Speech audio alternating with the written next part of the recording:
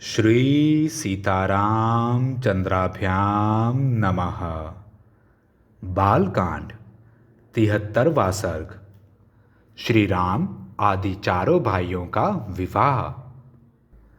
राजा दशरथ ने जिस दिन अपने पुत्रों के विवाह के निमित्त उत्तम गोदान किया, उसी दिन भरत के सगे मामा कैकेय राजकुमार वीर युधाजित वहां आ पहुंचे। उन्होंने महाराज का दर्शन करके कुशल मंगल पूछा और इस प्रकार कहा। रघुनंदन, कैकेय देश के महाराज ने बड़े स्नेह के साथ आपका कुशल समाचार पूछा है और आप भी हमारे यहाँ के जिन जिन लोगों की कुशल वार्ता जानना चाहते होंगे, वे सब इस समय स्वस्थ और सानंद हैं। राजेंद्र, कैकेय नरेश मेरे भांजे भरत को देखना चाहते हैं, अतः इन्हें लेने के लिए ही मैं अयोध्या आया था। परंतु पृथ्वीनाथ, अयोध्या में यह सुनकर कि आपके सभी पुत्र विवाह के लिए आपके साथ मिथिला पधारे हैं, मैं तुरंत यहाँ चला आया, क्योंकि मेरे मन में अपनी बहन के बेटे को देखने की बड़ी लालसा थी। महाराज दशरथ ने अपने प्रिय अतिथि को उपस्थित देख बड़े सत्कार के साथ उनकी आवभगत की, क्योंकि वे सम्मान पाने के ही योग्य थे। तदंतर अपने महामनस्वी पुत्रों के साथ वह रात व्यतीत करके वे ततवज्ञ नरेश प्रातःकाल उठे और नित्य कर्म करके ऋषियों को आगे किए जनक की यज्ञशाला में जा पहुँचे।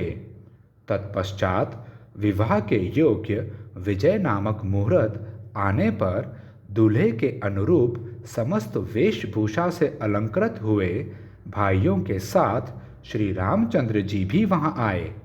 वे विवाह कालोचित मंगलाचार पूर्ण कर चुके थे तथा वशिष्ठ मुनि एवं अन्य महर्षियों को आगे करके उस मंडप में पधारे थे। उस समय भगवान वशिष्ठ ने विदेहराज जनक के पास जाकर इस प्रकार कहा। राजन, नरेशों में श्रेष्ठ महाराज दशरथ अपने पुत्रों का वैवाहिक सूत्र बंधन रूप मंगलाचार संपन्न करके उन सबके साथ पधारे हैं और भीतर आने के लिए दाता के आदेश की प्रतीक्षा कर रहे हैं, क्योंकि दाता और प्रतिग्रहिता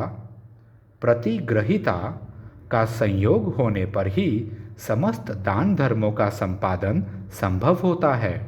अतः आप विवाह कालोपयोगी शुभ कर्मों का अनुष्ठान करके उन्हें बुलाइए और कन्यादान रूप स्वधर्म का पालन कीजिए। महात्मा वशिष्ठ के ऐसा कहने पर परम उदार, परम धर्मज्ञ और महातेजस्वी राजा जनक ने इस प्रकार उत्तर दिया। मुनि श्रेष्ठ, महाराज के लिए मेरे यहाँ कौन सा पहरेदार खड़ा है? वे किसके आदेश की प्रतीक्षा करते हैं? अपने घर में आने के लिए कैसा सोच विचार है? यह जैसे मेरा राज्य है वैसे ही आपका है। मेरी कन्याओं का वैवाहिक सूत्र बंधन रूप मंगल कृत्य संपन्न हो चुका है।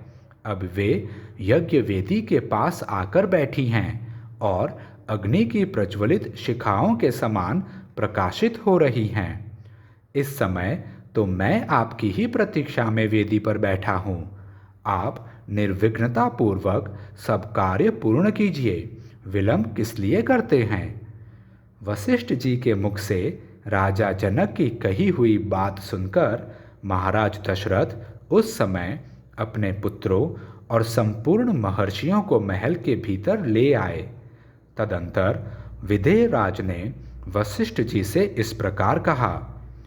धर्मात्मा महर्षि, प्रभो, आप ऋषियों को साथ लेकर लोकाभिराम श्री राम के विवाह की संपूर्ण क्रिया कराइए। तब जनक जी से बहुत अच्छा कहकर महातपस्वी भगवान वशिष्ठ मुनि ने विश्वामित्र और धर्मात्मा शतानंद जी को आगे करके विवाह मंडप के मध्य भाग में विधि पूर्वक वेदी बनाई और गंध तथा फूलों के द्वारा उसे चारों ओर से सुंदर रूप में सजाया। साथ ही बहुत सी सुवर्ण पालिकाएं, यव के अंकुरों से युक्त चित्रित कलश, अंकुर जमाए हुए सकोरे, धूप युक्त धूप पात्र, शंख पात्र, स्त्रुवा, स्तृक, अर्घ्य आदि पूजन पात्र, लावा से भरे हुए पात्र तथा धोए हुए अक्षत आदि समस्त सामग्रियों को भी यथास्थान रख दिया। तत्पश्चात महातेजस्वी मुनिवर वशिष्ठ जी ने बराबर बराबर कुशों को वेदी के चारों ओर बिछाकर मंत्रोच्चारण करते हुए विधि पूर्वक अग्नि स्थापन किया और विधि को प्रधानता देते हुए मंत्र पाठ पूर्वक प्रज्वलित अग्नि में हवन किया। तदंतर राजा जनक ने सब प्रकार के आभूषणों से विभूषित सीता को ले आकर अग्नि के समक्ष श्री रामचंद्र जी के सामने बिठा दिया और माता कौशल्या का आनंद बढ़ाने वाले उन श्री राम से कहा, रघुनंदन, तुम्हारा कल्याण हो। यह मेरी पुत्री सीता तुम्हारी सहधर्मिणी के रूप में उपस्थित है। इसे स्वीकार करो और इसका हाथ अपने हाथ में लो। यह परम पतिव्रता, महान सौभाग्यवती और छाया की भांति सदा तुम्हारे पीछे चलने वाली होगी। यह कहकर राजा ने श्री राम के हाथ में मंत्र से पवित्र हुआ संकल्प का जल छोड़ दिया। उस समय देवताओं और ऋषियों के मुख से जनक के लिए साधुवाद सुनाई देने लगा। देवताओं के नगाड़े बजने लगे और आकाश से फूलों की बड़ी भारी वर्षा हुई। इस प्रकार मंत्र और संकल्प के जल के साथ अपनी पुत्री सीता का दान करके हर्षमग्न हुए राजा जनक ने लक्ष्मण से कहा, लक्ष्मण, तुम्हारा कल्याण हो। आओ, मैं उर्मिला को तुम्हारी सेवा में दे रहा हूँ। इसे स्वीकार करो। इसका हाथ अपने हाथ में लो। इसमें विलंब नहीं होना चाहिए। लक्ष्मण से ऐसा कहकर जनक ने भरत से कहा, रघुनंदन, मांडवी का हाथ अपने हाथ में लो। फिर धर्मात्मा मिथिलेश ने शत्रुघ्न को संबोधित करके कहा, महाबाहो, तुम अपने हाथ से श्रुत कीर्ति का पाणी ग्रहण करो। तुम चारों भाई शांत स्वभाव हो। तुम सब ने उत्तम व्रत का भली भांति आचरण किया है। ककुत्स्थ कुल के भूषण रूप तुम चारों भाई पत्नी से संयुक्त हो जाओ। इस कार्य में विलंब नहीं होना चाहिए।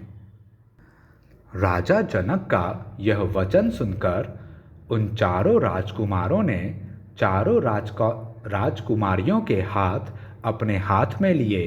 फिर वशिष्ठ जी की सम्मति से उन रघुकुल रत्न महामनस्वी राजकुमारों ने अपनी अपनी पत्नी के साथ अग्नि, वेदी, राजा दशरथ तथा ऋषि मुनियों की परिक्रमा की और वेदोक्त विधि के अनुसार वैवाहिक कार्य पूर्ण किया।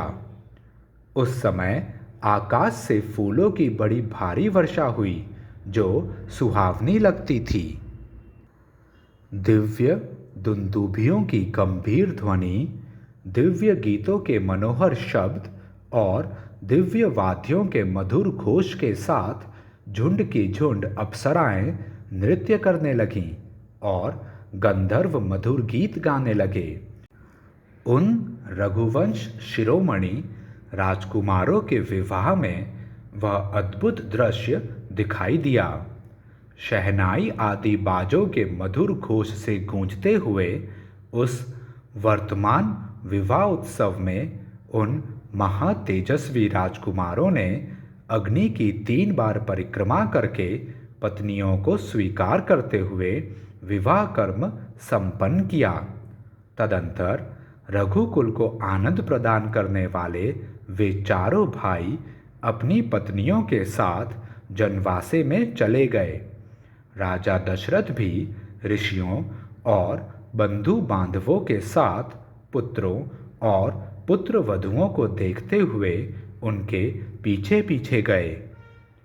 इस प्रकार श्री वाल्मीकि निर्मित आर्ष रामायण आदि काव्य के बालकांड में 73वां सर्ग पूरा हुआ।